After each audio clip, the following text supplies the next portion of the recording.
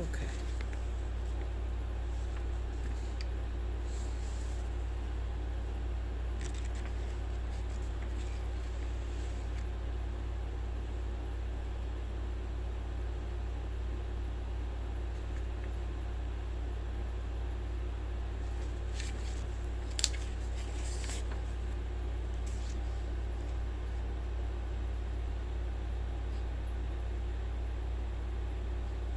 Okay. So, escaping your enemy. This is what this is called. Chapter 12, verse 31 to 33. And he called for Moses and Aaron by night and said, Rise up and get you forth from among my people, both ye and the children of Israel, and go serve the Lord, as ye have said. Also take your flocks and your herds, as ye have said, and be gone, and bless me also. So that's why the Lord tell you bless your enemies, because they want your blessing anyway.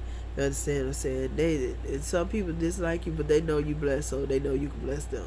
It's the most strangest thing I have ever encountered, but it's life. And the Egyptians were urgent upon the people that they might send them out of the land in haste, for they said, We be all dead men. And the people took their dough before it was leavened. This is verse 34 now. Exodus chapter 12, verse 34. And the people took their dough before it was leavened, their kneading through being bound up in their clothes upon their shoulders. And the children of Israel did according to the word of Moses. And they brought of the Egyptian jewels of silver, jewels of gold, and raiment. And the Lord gave the people favor in the sight of the Egyptians, so that they lent unto them such things as they required, and they spoiled the Egyptians. And the children of Israel journeyed from Ramses to Succoth, about 600,000 on foot, that were men besides children. And a mixed multitude went up also with them, and flocks and herds, even very much cattle. So, you know how in the Bible, people always be telling you about lineages and cultures and tribes and stuff like that. And sometimes when there is an urgency, you'll notice in the Bible that many people go out with them, and they'll call themselves such as people.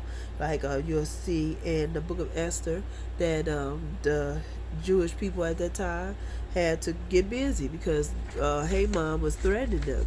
So people that wasn't even Jewish said they was Jewish, so they wouldn't get killed by the hand of the kingdom of Assyrians that Esther was under, because that's life, you know.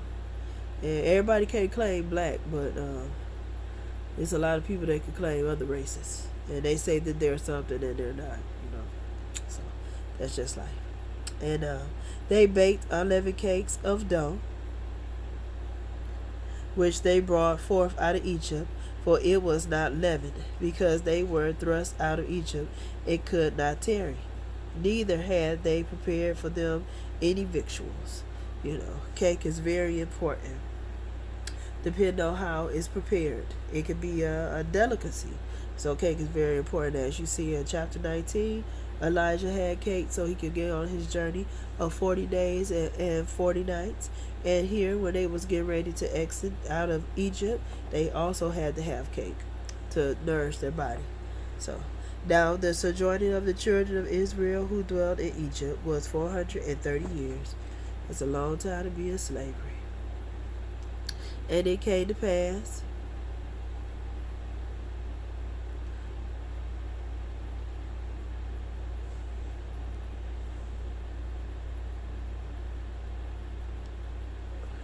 at the end of the 430 years, even the self same day, it came to pass that all the hosts of the Lord went out from the land of Egypt. It is a night to be much observed unto the Lord for bringing them out from the land of Egypt. This is that night of the Lord to be observed of all the children of Israel in their generation. Once the Lord set you free, once you are free, you are free indeed. So once he set you free, stay free. Don't go back to whatever that was that had you in bondage. It is a waste of your time. Oh, they may not understand why you ain't coming back, but the Lord knew. The Lord knows that you are happy to be released from that bondage. Once you release, stay out of it. Don't be called back to mind. Because it wasn't no good. Believe me, if you had to leave it, you wouldn't have to leave it if it was good. Sure, no, nobody want to leave no goodness. But when it ain't no good, you got to get the hell out of there. Understand? You heard what I said? Get the hell out. All right? Because hell does enlarge itself. That's also biblical. Hell enlarge itself. And honey, it ain't worth staying in. Anyway, Exodus chapter 12, verses 33 through 30, verses 31 to 33 is what I read in the first three verses. And then Exodus chapter 12, verses 34 through 42, the latter verses. Stay clear of your enemies once the Lord make you free from them. 1 Kings chapter 19, verses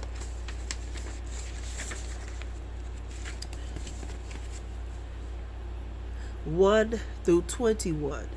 Stay clear of your enemy. Now, check this out. In both chapters, chapter 19, 1 Kings, Jezebel was after Elijah because he was doing what he's supposed to do for God.